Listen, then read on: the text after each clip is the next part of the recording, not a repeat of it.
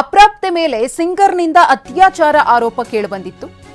ಪೊಲೀಸರಿಂದ ನಿನ್ನೆ ರಾತ್ರಿ ಮ್ಯೂಸಿಕ್ ಮೈಲಾರಿಯ ಬಂಧನ ಆಗಿದೆ. ಬಾಗಲಕೋಟೆ ಜಿಲ್ಲೆ ರಬಕವಿ ಬನಹಟ್ಟಿಯ ಮಹಾಲಿಂಗಪುರ ಮಹಾರಾಷ್ಟ್ರಕ್ಕೆ ಹೊರಟಿದ್ದ ಮೈಲಾರಿ ಜತ್ತ ವ್ಯಾಪ್ತಿಯಲ್ಲಿ ಅರೆಸ್ಟ್ ಆಗಿದ್ದಾರೆ.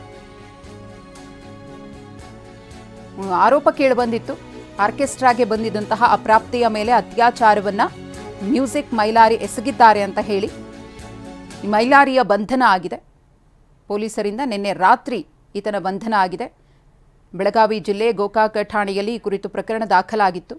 ನಂತರ ಮಹಾಲಿಂಗಪುರ ಪೊಲೀಸ್ ಠಾಣೆಗೆ ಕೇಸ್ ವರ್ಗಾವಣೆಯಾಗಿತ್ತು. ಮೈಲಾರಿ ಸೇರಿದಂತೆ 7 ಮಂದಿಯ ವಿರುದ್ಧ ಪೋಕ್ಸೋ ಪ್ರಕರಣ ದಾಖಲಾಗಿತ್ತು.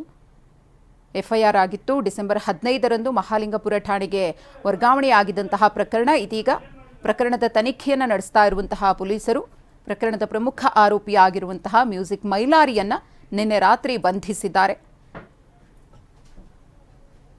ಅಪ್ರಾಪ್ತೆ ಮೇಲೆ ಅತ್ಯಾಚಾರವನ್ನು ಎಸಗಿದ್ದಾರೆ ಅನ್ನೋ ಆರೋಪ. ಸಂಪೂರ್ಣ ತನಿಖೆಯ ನಂತರ ಈ ಪ್ರಕರಣದ ಸತ್ಯಾಸತ್ಯತೆ ಏನು ಅನ್ನೋದು ಕೂಡ ಗೊತ್ತಾಗಲಿದೆ. ಸದ್ಯಕ್ಕೆ ಮ್ಯೂಸಿಕ್ ಮೈಲಾರಿಯ ಬಂಧನ ಆಗಿದೆ.